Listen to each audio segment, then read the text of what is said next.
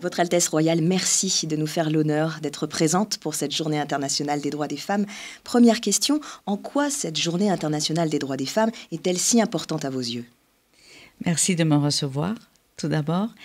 Elle est très importante à mes yeux parce qu'elle attire l'attention, elle met le focus, un jour par an, au moins, sur la nécessité absolue de parler de cette thématique essentielle qu'est le droit des femmes. Mais ce n'est qu'une journée, c'est un symbole. Mais en fait, pour nous toutes les femmes, nous travaillons 365 jours par an pour les droits des femmes et pour que chaque journée soit une journée importante pour les femmes. C'est donc quelque chose qui doit se répéter, on va dire, sur toute l'année, cette mention de Journée internationale des droits des femmes. C'est un travail continu. La situation actuelle est telle que il y a une grande amélioration qui s'est faite au niveau des droits des femmes, mais nous ne sommes pas encore du tout à une égalité de droits, et nous le savons tous. Et sans même parler concrètement de l'égalité des droits, moi je voudrais revenir simplement dans la tête des uns et des autres au niveau du regard que l'on porte sur les femmes. Et je ne parle pas seulement de pays plus loin de nous, je parle de chez nous aussi. Il y a encore une situation pour les femmes qui travaillent, qui sont dans le milieu du travail et qui sont actives, un regard qui n'est pas toujours un regard d'égalité. Un regard d'égalité, c'est vrai qu'on y aspire. Justement, en termes de regard d'égalité, quelles seraient des femmes qui vous auraient inspiré dans la volonté de travail vers l'égalité? Mais il y a beaucoup de femmes qui m'ont inspirée au long de ma jeunesse et de ma vie, bien sûr, et sur lesquelles j'ai pris exemple. Mais moi, j'aimerais mentionner celles, justement, que personne ne connaît. Celles dont moi non plus, je ne connais pas le nom, mais qui sont pour moi les plus grandes, les plus fortes. Je pense aujourd'hui, évidemment, particulièrement aux femmes afghanes. C'est évident.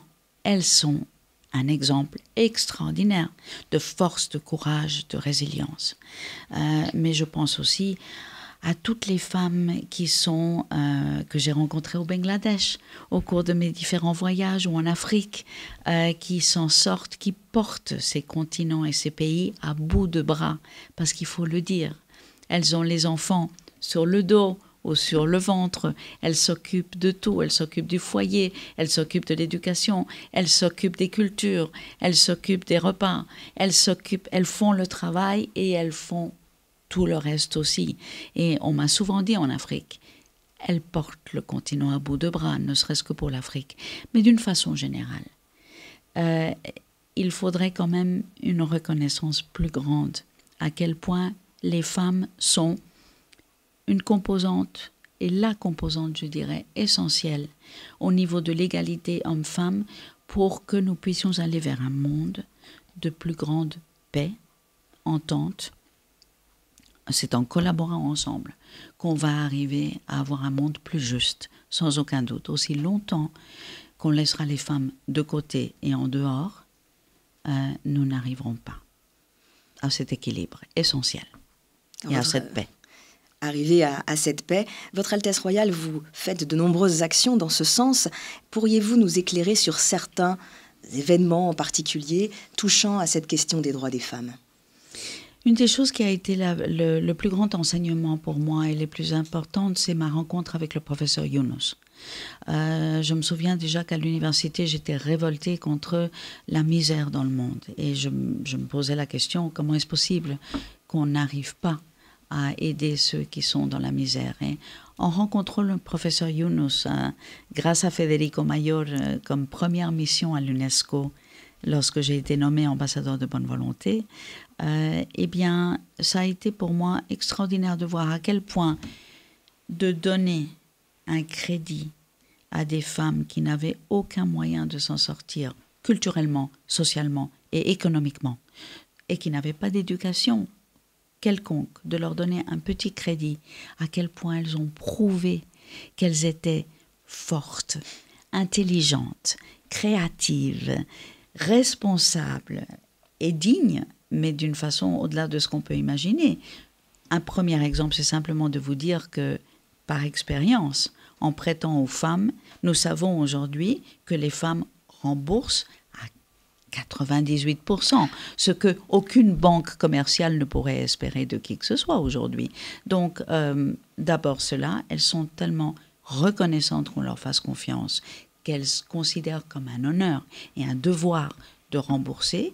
La deuxième chose essentielle, et ce ne sont pas des caricatures, c'est que les femmes, véritablement, contrairement aux hommes encore dans énormément de régions du monde, investissent dans leur famille, dans un toit tout d'abord, dans les moyens qui vont les aider à subvenir aux besoins de leurs enfants et elles-mêmes et leurs enfants et leurs familles, et elles investissent aussi dans l'avenir, puisqu'elles sont les premières convaincues, à cause du fait qu'elles arrivent à avoir un revenu et à subsister, elles se rendent compte de l'importance d'envoyer leurs enfants à l'école et de donner une éducation à leurs enfants.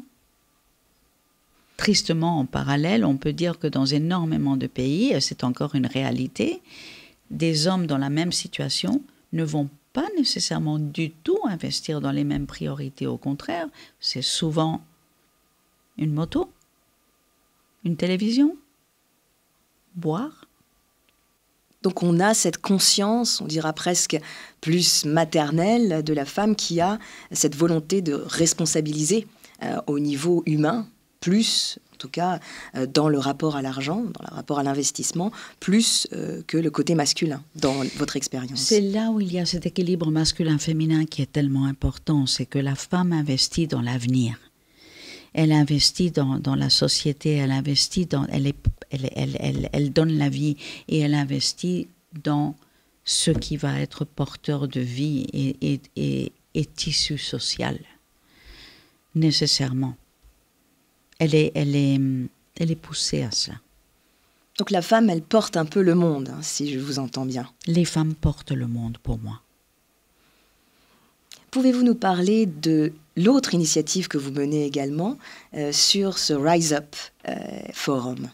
Stand Speak Rise Up est une initiative que j'ai commencée avec le docteur Denis Mukwege et avec ma conseillère Shikeba Hashemi, que vous allez interviewer tout à l'heure. Et une autre partenaire était aussi Céline Bardet, qui travaille beaucoup dans ce domaine avec son association. Et nous avons fait ce forum, en fait, à la demande de Dr Mukwege. J'avais entendu Dr Mukwege, j'étais bouleversée. Et je lui ai demandé ce que je pouvais faire pour l'aider. Et il m'avait dit qu'il serait bon de donner une plateforme aux femmes, aux victimes, pour qu'elles puissent s'exprimer. J'ai tout de suite accepté, j'ai tout de suite voulu créer un forum parce que j'avais assisté à tant de conférences internationales dans lesquelles ce n'était jamais les premières concernées qui parlaient, qui prenaient la parole. Or, j'ai appris avec le professeur Younous que les plus intelligents sur leurs besoins sont les premiers concernés.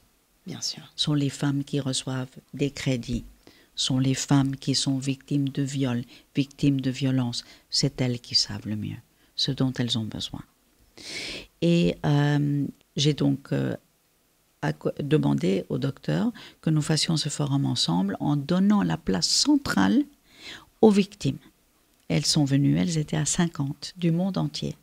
Parce que malheureusement, c'est un problème qu'on retrouve autant en Afrique qu'en Europe. Kosovo, Bosnie-Herzégovine, Ukraine sont malheureusement des exemples trop récents. En Colombie, en Amérique du Sud, il y a la planète entière est concernée par la problématique. Et on oublie souvent de dire que le viol comme arme de guerre, c'est déjà une chose terrible. Mais ce n'est pas seulement du viol dont on parle. Et Mukwege, le docteur, le répète souvent, c'est du viol accompagné de torture. Et ça, on ne le dit pas suffisamment. Il faut quand même le préciser. C'est pourquoi je milite pour que, au niveau des droits de l'homme, nous puissions vraiment inscrire comme un crime le viol comme arme de guerre. On sent que toutes ces causes vous touchent profondément, Votre Altesse Royale. Un mot peut-être pour ces jeunes générations qui se demandent, peut-être comme vous, comment aider, quel est le mot d'espoir que vous voulez leur envoyer et comment est-ce que vous leur conseillez aujourd'hui de s'impliquer, d'aider à leur niveau? Je crois que chacune doit suivre en elle-même profondément son ressenti. Moi, je me suis toujours dit qu'à la place où j'étais auprès de mon mari comme épouse de chef d'État d'une monarchie, je me suis toujours dit que je n'allais pas ni accepter, ni me satisfaire d'un rôle purement représentatif.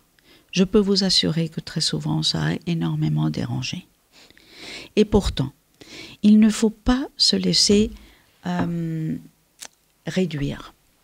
Nous savons chacune de nous en nous ce vers quoi nous aspirons. Il ne faut pas laisser les diktats sociaux nous empêcher de nous réaliser. Et moi, j'ai toujours, grâce et avec l'aide de mon mari, qui est mon soutien numéro 1, j'ai pu me dire, eh bien, à la place où je suis, je vais justement m'occuper des causes les plus difficiles, les plus oubliées, celles dont personne ne veut. Parce que si moi, je n'en parle pas, qui va en parler ? Et donc ça a été toujours ma motivation. Et c'est pour ça que j'ai été dans les prisons au Burundi pour sortir les enfants mineurs enfermés pour des délits de droit commun, pour les sortir de prison. Car les prisons africaines ont énormément d'enfants emprisonnés pour des délits de droit commun. C'est pour ça aussi que je me suis lancée dans le viol comme arme de guerre. C'est pour cela que je me suis attaquée chez moi au Luxembourg au problème des difficultés d'apprentissage des enfants dans les écoles, de dyslexie et autres, parce qu'on n'adressait pas le problème de ces enfants. Toutes les causes dont on ne veut pas. Et ça, c'est quelque chose que j'avais profondément en moi, mais je pense que chacune de nous a ce ressenti à la place où nous sommes, et chacune de nous peut faire quelque chose pour faire avancer les choses. Mais je le dis tout de suite, c'est pas facile. Nous sommes des battantes, nous les femmes, et nous devons être continuellement prêtes à nous confronter à des mentalités et à des convictions qui sont d'un autre temps et qu'il faut changer, absolument. Votre Altesse royale, merci. Merci de ce très beau témoignage. Je vous en prie.